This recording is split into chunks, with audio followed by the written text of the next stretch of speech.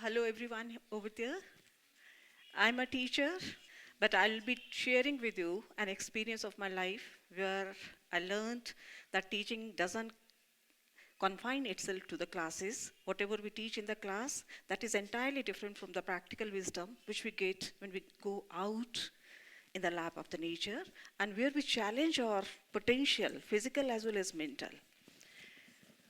The present age is information age. Everybody at the click of a mouse or at their fingertips can collect as much as information as he or she can. And what do we do with that information? This is a basic question which I'll ask you today at the beginning of my talk.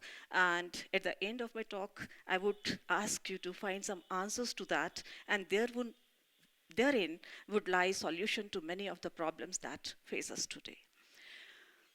We are so obsessed with information that we just forget that information by itself is nothing, just data. And when we change that into knowledge, then it becomes something, a tool which helps us in finding answers to some of our problems. But the ultimate age uh, of this knowledge is finding and seeking wisdom, which remains elusive. So I used to teach in my classes. If you look at the slides, you will find that the first stage of learning, that always is collection of information. And second stage is when we go or take up some assignment, there we come across certain people, those who help us in working towards the goal that we have set for ourselves. And the third stage is the third leg, which is definitely very important and very difficult as well. And here, no one is there to help you out. People might encourage you, but you'll have to take the final call. And this is the final leg of any work where we attain a little of wisdom, if it can be called wisdom. I, although, would call it common sense. When I thought of trekking expedition at the age of 57, everybody discouraged me. They said that you're too old. That was information to them. You have never been into this kind of expeditions. Don't take such risk. You have a family to look after and so many other things. And when it came to my part, I also started collecting information about the goal which I had set for myself. And the information was what is the altitude, what gears I would need, and how many people would be there on the say track, would I be getting any logistic support and all that. So it was all information which I tried to collect. And after collecting the information, which unfortunately I found was not substantial, I just started my journey. And I found that the first part was very basic, very simple, just like academic course. We teach in classes certain things, we give them some training, and I did the same training by going for longer walks to make myself fitter, and I thought that I'll now be capable of taking up any challenges which will come on my way. The second stage, which I talked about in the last slide, was that when you take up a goal, certain people they come to your help. These are the people, those who have some experience, or they are part of the team and they collaborate with you because they want you to learn the tricks of the trade or how to go about reaching your goal.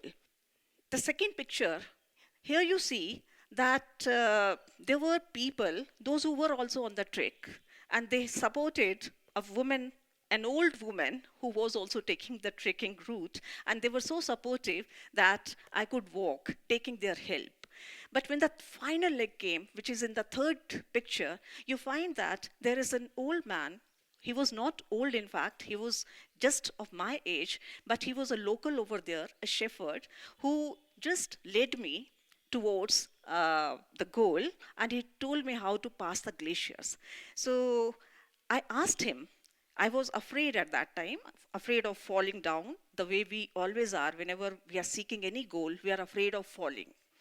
So I asked him that, would you help me throughout the journey when I till I reached the goal? He said, no, I would not help you. Now I'll be at my place. You'll have to take rest of the journey yourself. It was a bit shattering to me in the beginning, but then I thought that no, I have to take the journey. But this person, I realized all my bookish knowledge about leadership, learning experience, This person emerged as a leader who told me that one has to come out up and come up with all the inner strength which we have, but which comes to our rescue only when we try our best to get it out. Whenever we try to get help from others, then it won't come out because we would be rather depending upon others' help. But when he told me that now you have to take your own decisions, so I thought that yes, this is what leadership is all about, and this is what learning experience is all about. Now, another thing which I learned during this trekking experience was I asked him that how do you make these trails? There were trails in the glacier, there were trails which we very precariously tried to pass over. So he said that every year mountains change because every year there is landslides or glaciers breaking down. So every year when they come in the summer, they have to find a most suitable path, which would be very easy for all people, those who follow that path. So, and when he was talking about it, I suddenly thought of that how Michigan State University had done a research project on this thing. Now, people at Michigan State University, they never would have known that a shepherd, one who had never even gone to a school, he had the same leadership and same, management idea about using life learning skills. So these Michigan people, what they had done when they designed their buildings, they designed them on a plain, say, ground without making any pathways.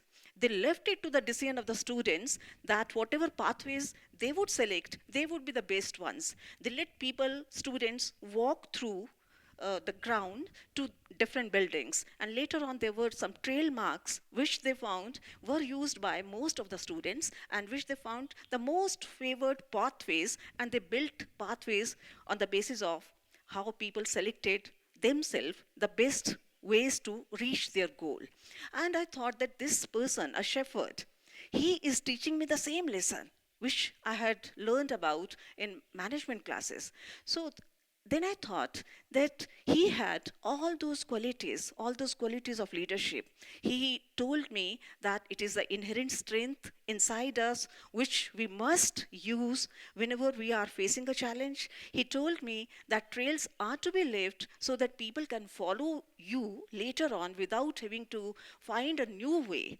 And if somebody is really very, say, bent upon taking challenges, he can find a new way which others would follow. I asked him that how do you manage to live in these mountains for say 2 or 3 months when it's so cold outside?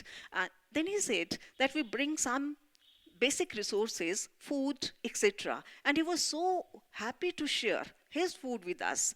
And that time I learned another lesson, and that is that although money can buy everything, but resources, they always belong to the community, and we should definitely make best use of all the resources that are available to us.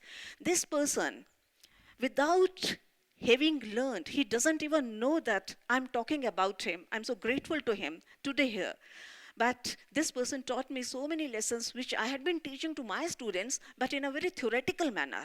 And I thought that my job was done when I had taught them about 10, 20, 70 module of learning and development, or when I had taught them about information, knowledge, and wisdom kind of transformation. But I found that I had lots to learn. So after this trekking expedition, I realized many things. One was that we look towards getting information from so many different sources that the locally available information, which in fact has tested over ages, which has proven to be something which beneficial for human beings for a very, very long time. We forget to use that. We search for information on the net, but on the other hand, we forget about learning it from other people, those who are very close by, living close by, close to us. So my, in fact, aim of this speech, my intent of this speech is that we people, those who are living in Himachal, and especially when I looked at certain buildings here at Dharamsala, I thought that why don't we apply locally available wisdom in creating buildings which would stand the test of time and earthquakes as well. Why do we go on searching for more and more information and still not using the locally available wisdom? So my call to all of you, young generation, is that set up a goal for yourself.